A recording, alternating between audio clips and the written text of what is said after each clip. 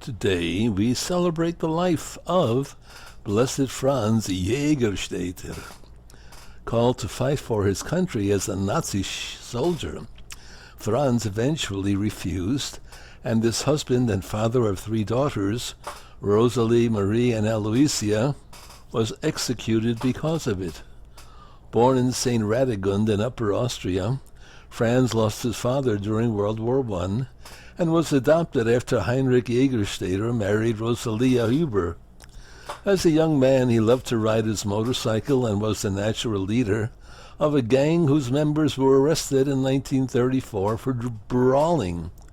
For 3 years he worked in the mines in another city and then returned to St. Radegund, where he became a farmer, married Franziska, and lived his faith with quiet but intense conviction. In 1938 he publicly opposed the German Anschluss, annexation of Austria. The next year he was drafted into the Austrian army, trained for 7 months, and then received a deferment. In 1940 Franz was called up again, but allowed to return home at the request of the town's mayor. He was in active service between October 1940 and April 1941, but was again deferred. His pastor, other priest, and the Bishop of Linz urged him not to refuse to serve if drafted. In February 1943, Franz was called up again and reported to army officials in Enns, Austria. When he refused to take the oath of loyalty to Hitler, he was imprisoned in Linz. Later he volunteered to serve in the medical corps, but was not assigned there.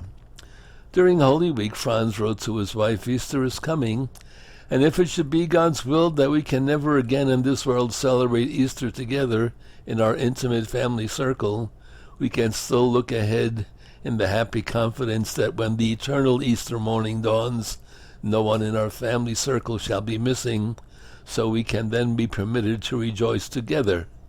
He was transferred in May to a prison in Berlin. Challenged by his attorney that other Catholics were serving in the army, Franz responded, "I can only act on my own conscience. I do not judge anyone. I can only judge myself." He continued, "I have considered my family. I have prayed and put myself and my family in God's hands. I know that if I do what I think God wants me to do, He will take care of my family." On August 8, 1943, Franz wrote to Franziska, "Dear wife and mother, I thank you once more from my heart for everything that you have done for me in my lifetime, for all the sacrifices you have borne for me. I beg you to forgive me if I have hurt or offended you, just as I have forgiven everything. My heartfelt greetings for my dear children.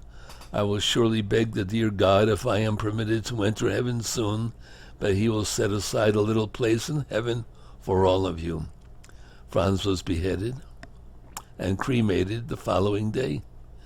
In 1946, his ashes were reburied in St. Radegund, near a memorial inscribed with his name and the names of almost 60 village men who died during the military service. He was beatified in Linz on October 26, 2007. His spiritual testament is now in Rome's St. Bartholomew Church as part of a shrine to 20th century martyrs for their faith. Blessed Franz Jägerstätter would not give in to the world. Got it? Good. Go and do likewise.